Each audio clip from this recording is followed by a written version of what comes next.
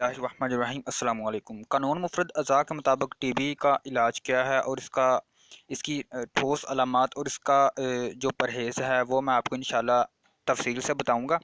और जो इलाज बताऊंगा वो आजमाया हुआ है इंशाल्लाह, जो कि हज़रत साबिर मुल्तानी रहमतुल्लाह अलैह के शागिर्द पाक, क्योंकि और उस्ताद मोहतरम हकीम इकबाल साहब, जो कि उनकी ज़बानी मैंने समात फरमाया। और इंशाल्लाह आपको वही नुस्खा बताऊंगा जो कि कानून मुफ़रद अज़ा के माहिर हकीम इकबाल साहिब ने आपने बयान फरमाया है और आजमाया हुआ है आपके दवा खाने पर। ठीक है, तो सबसे पहले आप थोड़ी सी मैं आपको इसकी ठोस वजह बता देता हूँ कि इसकी वजह क्या है। इंशाल्लाह फिर अगली वीडियो में आपको मैं ये बताऊँगा कि टीबी, आंतों की टीबी क्या है और उसका इलाज क्या है। लेकिन फ़िलहाल आप इस वीडियो में आपको ये बताऊँगा कि टीबी की ठोस वजह और उसका असूल इलाज क्या है। मेरे भाई, जो टीबी होती है वो आपने अक्सर देखा होगा कि जिस बंदे को टीबी है वो ज़्यादातर दुबला पतला होगा। उसकी दुबले पतले होने की वजह क्या है? क्योंकि उसका जो मिजाज है वो उजलाती असाबी है। उजलाती यानी तेज़ाबी मिजाज है उसका। तेज़ाबी मिजाज होने की वजह से एसिड ज़्यादा है, तेज़ाबी मादे जिस्म में ज़्यादा है। इसी वजह से उसके जिस्म में रतूबत पैदा नहीं हो रही। रतूबत के पैदा ना होने की वजह से, चूँकि तेज़ाबी मादे ज़्यादा होने की वजह से वहाँ पर ज़ख़म होना शुरू हो चुके हैं और इसी वजह से आस्ता आस्ता फिर टीबी का शिकार वो मरीज़ हो जाता है। लेकिन अब मैं ये नहीं कहूँगा कि हर जो मरीज़ है वो, अगर कोई स्मार्ट है, कोई पतला है, दुबला पतला है, तो वो टीबी का मरीज़ है। ये भी गलत बात है, क्योंकि बाज़ लोग दुबले पतले तो होते हैं लेकिन वो टीबी का मरीज़ नहीं होते। लेकिन डॉक्टर उससे ख्वाम ये कह देते हैं कि आपको टीबी है। लेकिन उसका पता इस तरह लगता है कि अगर टेस्ट वगैरह कराया जाए, अगर उसका ईएसआर जो है वो उसका टेस्ट, ईएसआर यानी उसकी रेट ज़्यादा हो, रेशो ज़्यादा हो ईएसआर की टेस्ट की, तो उससे ये नतीजा अखज़ किया जाता है कि इसको टीबी का मसला है, टीबी का मर्ज़ है। अगर ईएसआर जो है 5 या 5 से कम हो तो वो बिल्कुल नॉर्मल है, कोई टीबी वगैरह इसको नहीं है। ठीक है, उसके अलावा जब तेज़ाबी मादा जिस्म में ज़्यादा हो जाता है, तेज़ाबी यानी एसिड उज़लाती दिल की तहरीक है ये। ठीक है, उज़लाती खुश्की वाली, जिस्म में खुश्की ज़्यादा हो चुकी है, खुश्क चीज़ें मरीज़ ने ज़्यादा खा ली है और ठंडी चीज़ें बिल्कुल और गर्म चीज़ें बिल्कुल कम कर दी है। ठीक है, और खुश्की वाली चीज़ें तहरीक ज़्यादा हो गई है, इस वजह से उसको टीबी का मर्ज़ हो गया है। अगर उज़लाती असाबी जिस्म में मज़ाज जो है वो पैदा हो जाए, पहले तो उज़लाती था लेकिन उज़लाती असाबी यानी खुश्क तरी बिल्कुल ख़त्म हो चुकी है, तो उस वजह से जो ज़ख़म बन जाते हैं इस तेज़ाबी मादे की वजह से, वो बाज़ जब वो जो ज़ख़म होते हैं वो फट जाते हैं, तो फिर खून की उल्टियाँ बाज़ ऐसे मरीज़ों को आती है, खांसी वगैरह ज़्यादा आती है। ठीक है, ऐसे मरीज़ के कान भी पतले हो गए, जिस्म दुबला पतला होगा। आपने कभी नहीं देखा होगा कि जिस मरीज़ को टीबी है वो मोटा ताज़ा हो। इट इज़ नॉट पॉसिबल, ये नहीं हो सकता। ठीक है, तो अब मैं इसको आपको असूल इलाज इंशाल्लाह बताऊंगा। अगर आप इसको आजमाएंगे तो इंशाल्लाह मेरे अल्लाह पाक के फजल करम से ये उस्ताद मोहतरम आपके जो नुस्खा जात है कानून मुफरत अज़ा के ऐन मुताबिक, इस नुस्खे को हकीम साबर रहमतुल्लाह अलैह आपने भी इस्तेमाल कराया है अपने मरीज़ों को।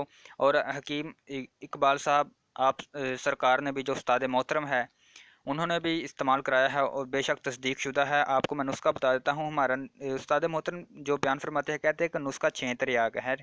ठीक है मेरे भाई, नुस्खे का नाम है 6 त्रियाग। वो क्या है? आपने लेनी है हल्दी 150 ग्राम, और जो आक का दूध होता है वो लेना है 10 ग्राम। ठीक है, आक का दूध आप सोच रहे होगे कि नुस्खा मुश्किल है, वो कहाँ से लेंगे?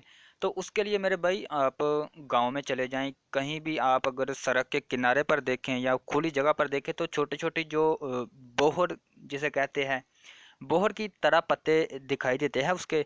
ठीक है, तो आप उसकी अगर एक पत्ते को तोड़े तो काफ़ी ज़्यादा दूध जो है वो कतरा कतरा करके गिरने लगता है। तो भाई यहाँ से 10 ग्राम आपने आक का दूध लेना है और 150 ग्राम आपने हल्दी लेनी है। तो आपने ये करना है कि उस दूध को और हल्दी को मिक्स कर लेना है और आग पर रख देना है। ठीक है, जब दोनों को आपने मिक्स कर लिया और आग पर रख दिया हल्दी आपने पिसी हुई ही लेनी है। ठीक है तो जब आपने आग पर रख लिया तो आस्ता उसको हिलाते जाना। ठीक है, इस वक्त तक आपने हिलाना है कि यहाँ तक उसमें से थोड़ा सा धुआं निकलना, यानी धुआं निकलने वाला हो। धुआं निकले ना, लेकिन धुआं निकलने वाला है तो आपने फ़ौरन उतार लेना है और उसको उतार को खुश्क कर लेना। खुश्क करने के बाद उसने उसको बारीक करके सफूफ बना लेना है, ठीक है।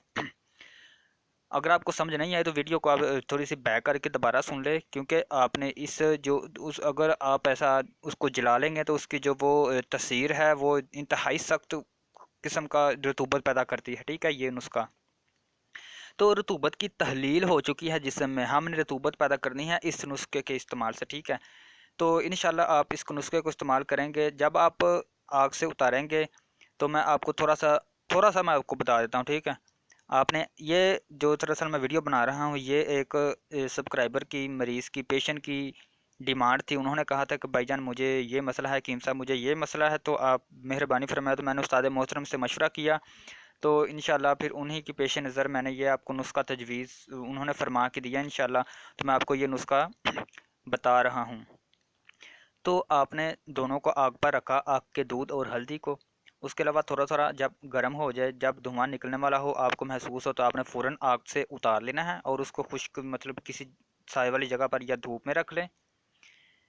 और वो जब खुश्क हो जाए तो उसको थोड़ा सा बारीक कर ले, बिल्कुल सफ़ूफ बना ले, किसी भी चीज़ में कूट कर सफ़ूफ बना ले। और आधी आधी चम्मच सुबह दोपहर शाम इस्तेमाल करें। इंशाल्लाह मेरे अल्लाह पाक के फजलो करम से आपको आराम ज़रूर आएगा, क्योंकि इस नुस्खे ने रतूबत पैदा करनी है जिस्म से और उज़लाती मादे को खारिज करना है, ठीक है। अब अगर मैं थोड़ी सी इस नुस्खे को इस्तेमाल करने की वजह से पैदा होने वाली अलामत के बारे में थोड़ा सा मैं बता दूं। मेरे भाई, अगर आपको उल्टी आ रही है, ठीक है, टीबी की वजह से अगर आपको उल्टी आ रही है तो फिर आपने ये नुस्खा इस्तेमाल नहीं करना। उसके लिए मैं आपको एक और नुस्खा तो छोटा सा तजवीज़ फरमा देता हूँ, बता देता हूँ। वो भी इतना मुश्किल नहीं है, वो भी उस्ताद मोहतरम कीम जो है आपने ही बयान फरमाया है। और वो भी इसी कानून मुफरत अज़ा के ऐन मुताबिक रिसर्च किया हुआ नुस्खा है, ठीक है। वजह इसलिए मैं आपको ये कह रहा हूँ कि जब आप ये नुस्खा इस्तेमाल करेंगे आक के दूध वाला, ठीक है, तो आक के दूध ने रतूबत पैदा करनी है। और जब आपको उल्टी आएगी तो वो भी रतूबत की ज़्यादती की वजह से या रतूबत की कमी की वजह से आएगी, ठीक है, क्योंकि फेफड़े आपके बिल्कुल ठंडे हो चुके हैं। और फेफड़ों के ठंडे होने की वजह से कोई भी चीज़ जुज़्व बदन हज़म वगैरह कुछ भी नहीं हो रहा, जिसकी वजह से पेट दिल ख़राब होने की वजह से उल्टी आ रही है। तो उस सूरत में आपने आक के दूध और हल्दी वाला जो नुस्खा मैंने आपको बताया है मेरे भाई, ये नुस्खा आपने इस्तेमाल नहीं करना, ठीक है। तो ये नुस्खा आजमाया हुआ है, ठीक है। अगर आपको उल्टी नहीं आती तो फिर आप ये बिला झिझक, बिला किसी परेशानी के आप ये नुस्खा इस्तेमाल कर सकते हैं। दूसरी सूरत में मेरे भाई, 5 मुलय्यन है नुस्खा हमारा, जो कानून मुफ्रदा के ऐन मुताबिक है, ठीक है, फार्माकोपिया से लिया गया हुआ नुस्खा। 5 मुलय्यन नुस्खे का नाम है, ठीक है, आप सुन ले। सुंड लेनी है आपने 50 ग्राम, सुंड ये खुश्क अदरक होता है, ठीक है। सुंड आपने 50 ग्राम लेनी है। नौशादर 20 ग्राम लेनी है, नौशादर कीकरी, ठीक है। नौशादर ठीकरी भी इसको कहते हैं और कीकरी भी इसको कहते हैं। 50 ग्राम आपने लेनी, सॉरी 50 ग्राम नहीं, 20 ग्राम नौशादर कीकरी। काली मिर्च 10 ग्राम, ठीक है, काली मिर्च जो बारीक बारीक दाने होते हैं ना, छोटे छोटे गोल गोल, वो 10 ग्राम। उसके बाद सना मक्खी आपने लेनी है 80 ग्राम। सना मक्खी ये तरियाक है, ठीक है। ये सना मक्खी जब किसी को कब्ज़ वगैरह हो तो ये इस्तेमाल करने से कब्ज़ वगैरह बिल्कुल टूट जाती है। सना मक्खी का जिक्र कुरान मजीद में भी आया है, ठीक है।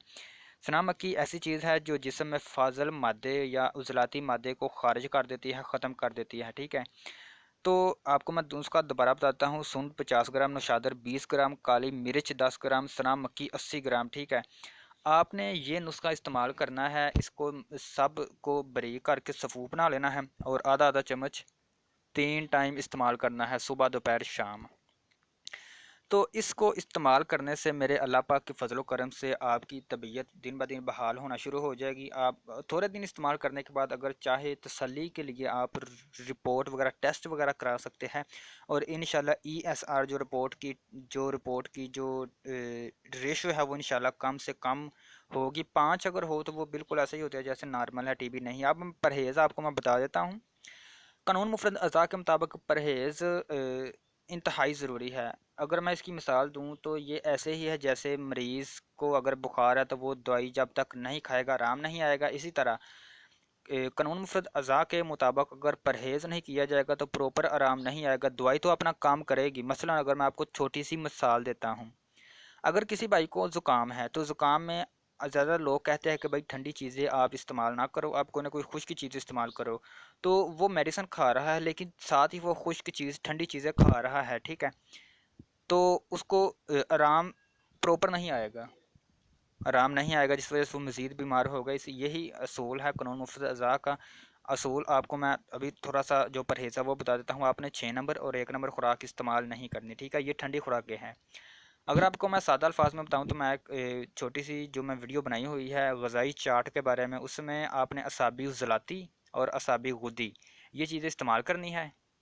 और जो उज़लाती गुद्दी और उज़लाती असाबी है, उज़लाती का मतलब खुश्की और उज़लाती यानी असाबी, उज़लाती असाबी का मतलब खुश्की तरी और उज़लाती गुद्दी का मतलब खुश्की गर्मी। मेरे भाई आपने उज़लाती असाबी और उज़लाती गुद्दी ये दो खुराकें इस्तेमाल बिल्कुल नहीं करनी, ठीक है। ये खुराकें कौन सी है क्या है इसके बारे में वीडियो बनाई हुई है, वो परहेज़ है, ठीक है। ये परहेज़ के बारे में आपको बता रहा हूँ। तो इसका लिंक मैं आपको डिस्क्रिप्शन में दे दूँगा, आप उस वीडियो को देख ले तो आपको समझ आ जाएगी कि उज़लाती असाबी और उज़लाती गुद्दी ग़िज़ाएँ कौन सी है, ठीक है। ये दोनों आपने नहीं खानी।